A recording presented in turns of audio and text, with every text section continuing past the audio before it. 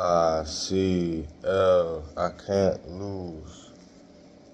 No reality where I lose. Ever.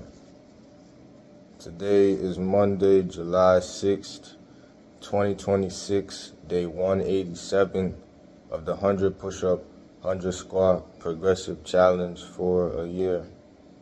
We're in the month of July now, so we're doing 160 push-ups, 160 squat every single day for this month.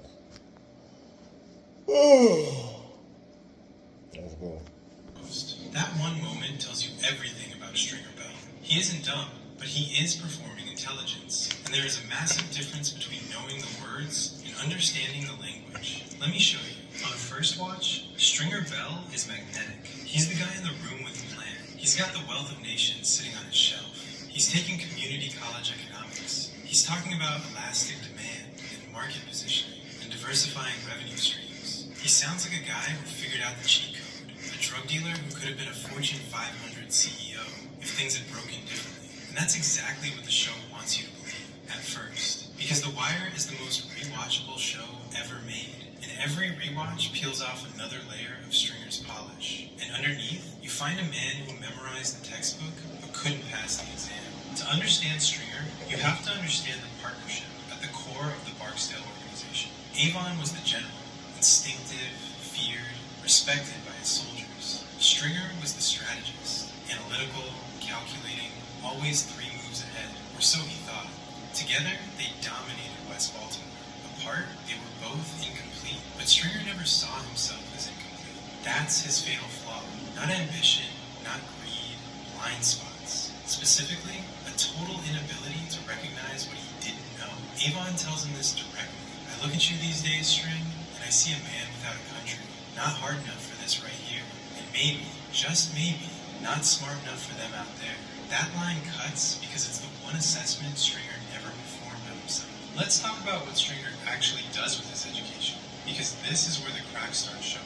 There's a scene where he lectures his corner boys about the elasticity of demand. He uses the term like a weapon, but if you actually know what price elasticity is, Mouzone isn't a chess piece. He's a man with a code, connections, and a memory. The scheme collapsed, and when it did, it set off the chain of events that ultimately killed Stringer.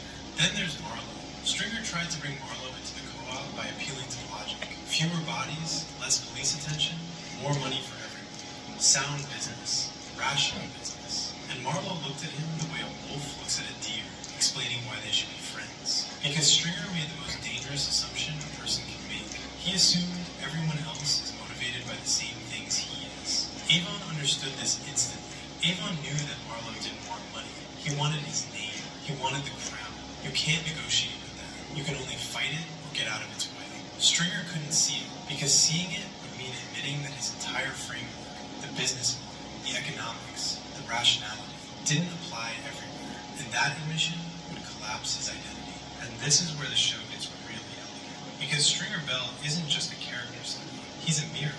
Think about Jimmy McNulty. McNulty also thinks he's the smartest person around. And like Stringer, he often is. McNulty sees patterns that other detectives miss. He builds cases that should make careers, but he can't get anyone to follow him. His bosses despise him. His peers tolerate him. His personal life is a wreck. He has the talent, but not the wisdom to wield it. Stringer and McNulty are playing the same losing game on opposite sides of the street. Both believe that being right should be enough. Both are furious when the system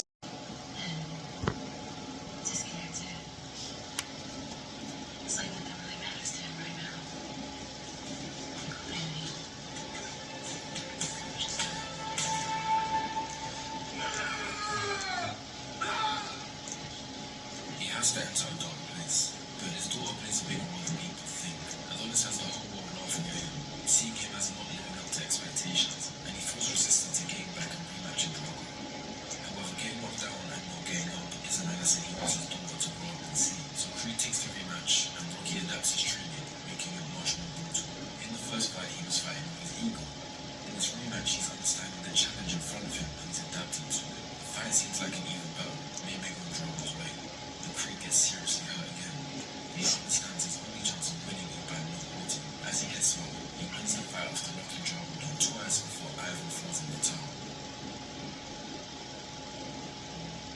Creed 3, we fast forward to Adonis retiring from boxing after becoming both the light heavyweight and heavyweight champion of the world. His daughter is older, he's married to Bianca, and his new purpose is running a boxing gym that trains the next up-and-coming fighters, as well as setting up the big fights. However, when Adonis finishes up one day, he meets an old friend.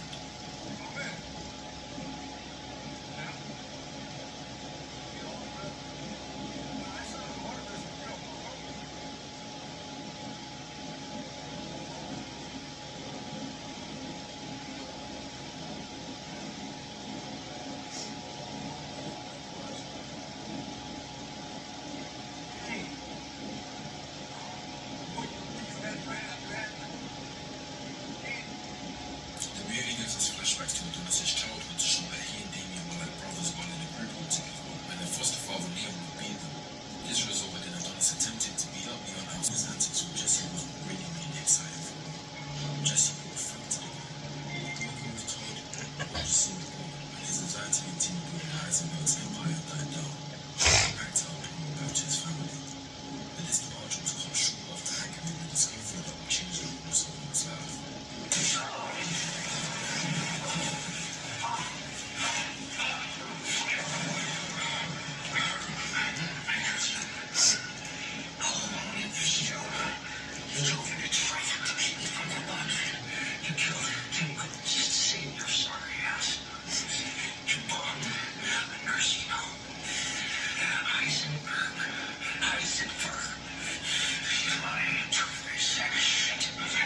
Though afraid of the DEA capturing him, he buries his money in the desert and tries to cover his tracks. However, Jesse uncovers how it was truly Bo who poisoned Brock and not Bruce, causing Jesse to use the manipulation 101 lessons he learned from Bo and convince him that he's found his money in the desert and is going to burn it.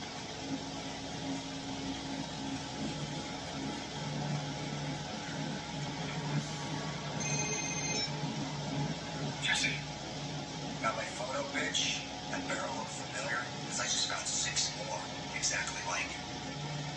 However, unbeknownst to Bo, Jesse didn't even know where the money was. He was working with the DEA to capture him and execute him perfectly. However, prior to this,